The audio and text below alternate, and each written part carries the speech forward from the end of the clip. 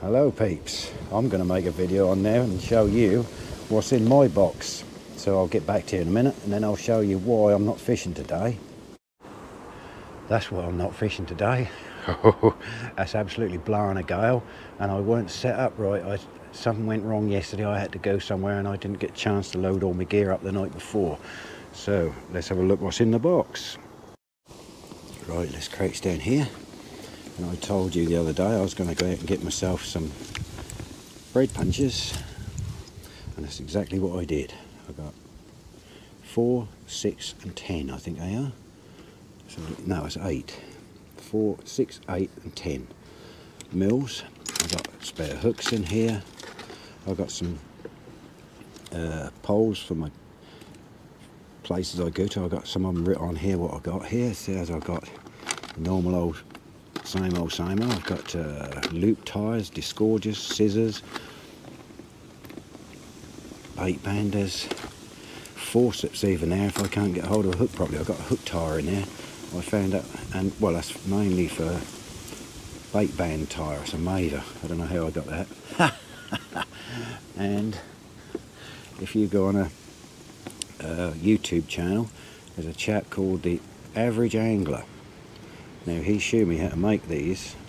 It's out of moulded plastic. You just dip it in boiling water and that holds it on your tray so your stopwatch is not dangling all over the place. That's well worth giving him a look.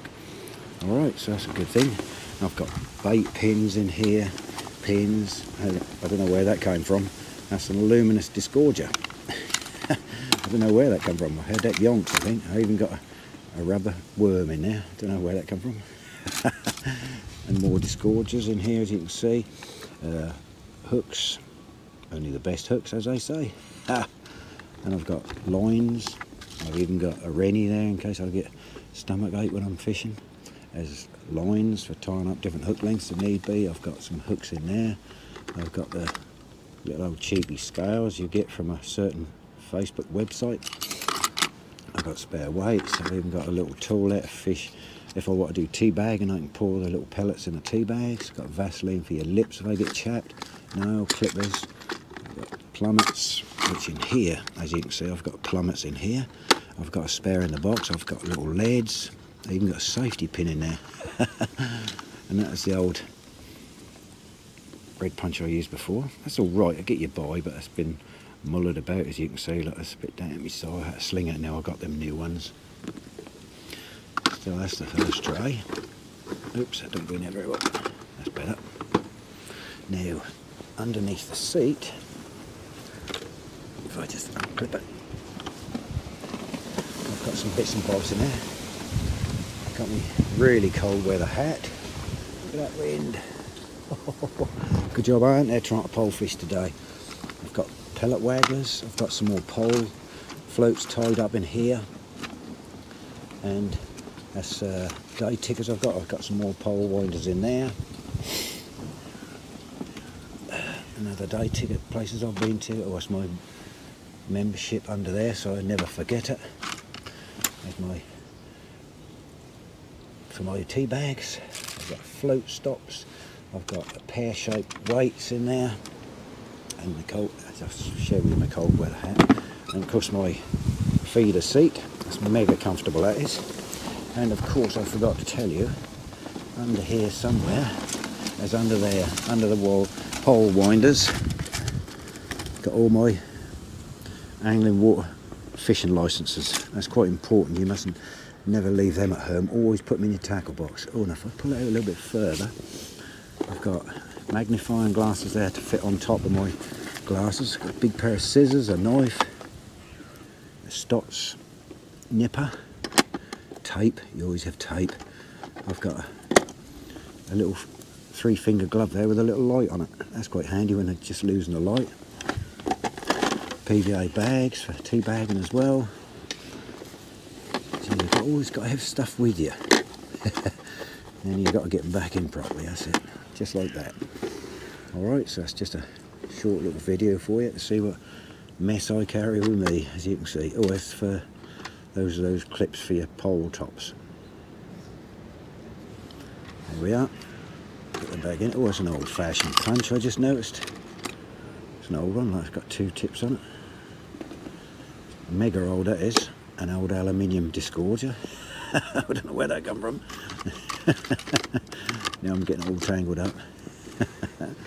And there you are for now. Let's have another look at something else. Then I thought I'll bring another box out. One of my, well, this is you can see what make it is. It's my bait bag, but I have got other bits and bobs in it. I'll just quickly show you. You just try and undo it without shaking the camera too much for you, make you dizzy. I've got all sorts in here as well. See, I've got my little pole pots for my paste fishing. A deep one and a shallow one, you can see. They're made out of feeders, I think. And I filed them a bit bigger so they go further up the pole. Right, so I've got all sorts in there, look. Bait bands, stops, silicons for the poles. I've got, as you can see there, the float stops. They're brilliant, they are, for waggler fishing. These little boxes here. Now these, I didn't buy these. I bought a tackle box a couple of years ago, and these were in it. So I've got all different sorts of swivels and connectors in there. I've got old weights and stuff in there. And in these ones, you see, they're just handy little boxes to keep stuff in. See, like I've got all tiny little swivels. Yeah, little tiny swivels, pole attachments and clips and stuff and beads. Different size swivels in there.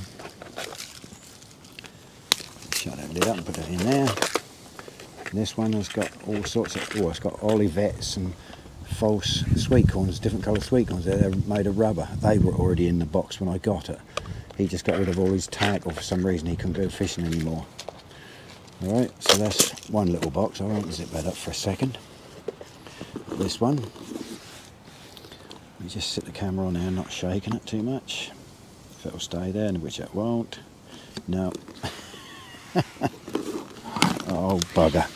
Never mind, I'll leave it in so you show that things do happen live. Right, I don't know what's happened to my mould. It's gone mouldy. I've scrubbed it and scrubbed it, put it in hot water and soap. No, that don't come out. I'll have to buy another one. That's me cupping kit, obviously. And there's some more bits and bobs in there. When I see Johnny Arthur using these, I thought, I've got one of these. They're brilliant. They are bait droppers. Brilliant they are. Bing, let your bait out. Brilliant. And put that back, and I'll sit that down there. Some other little gizmos in, a bits of line and stuff. And then here, oh, plain wind. Just undo this one. As you can see, I've got 2 different spoms in there, a big one and the little one. And then there's a big bait up feeder, cage feeder. Apparently, according to Jamie Harrison, these ones are the maximum size you're allowed in matches and stuff. So that's a banjo mould, and that's the one I lost at Broomswell the other week. I lost it in the hedge, but I've still got the mould. I'll have to get a new feeder. There's another cage feeder, and that's for deep water, solid feeder. And then all these boxes here, I've got your different pellets in. 4 mils, 8 mils, 6 mils and micros. That's it, it's 2 mils on there, you see. And then here, I've obviously got too many made up. I've got all my hooks. So these always come with me. So I've got them all different sizes. Some of them are banded, some of them have got clips, as you can see. Some of them are most of them barbless, but then there's different lengths as well. Different hooks, obviously these big old size 8s. They're for my paste fishing. I've got size 10s for paste fishing as well. You don't really do much paste fishing with small hooks. And they go from 16s, 12s, 14s down to 8s. Alright, there we go. Now I can't help it when I come out to do features. I've got these 2. CJ? No, you don't want to know. Anyway, I was going to show you another little bit. One of these, look. So you get spirit level for that way and for that way. You can get these from caravan places. You usually have them in caravans so you can stand your caravan level. They're very handy bits of kit. I mean, you can tell obviously this way and that way whether you're level. I mean, it don't have to be 100% level, but that's always better for your back and things like that. You must sit comfortable when you're fishing. It makes so much difference. All right, so that's another little tiny piece. This attachment I forgot to tell you about. I spin that around, and that's for my bait brolly, which I actually haven't used yet. I've got one, but I've never used it. And this little gizmo, that's obviously for holding a single rod on here, but I put it on here, and I've got an old Roach Pole from the 80s, and I broke the top or something, but I kept it, and I used to use it as a lander net pole for when I go pike fishing, so that's a lot longer. And what I do is I put half the old pole in here, and I click my camera off. There's one of those ones at one of the fisheries where I catch, excuse me, when I'm filming. And I put the camera out on the bar right out in front of me so you can see me from a different angle. So that's how I do my gear. Oh, and there's the other one it stays on here.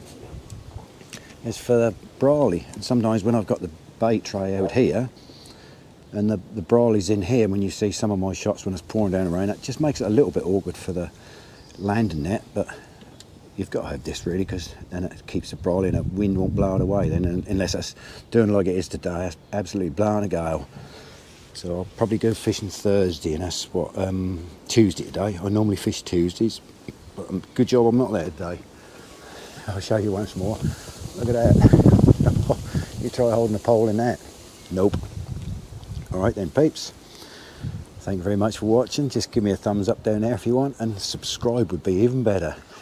Bye bye for now.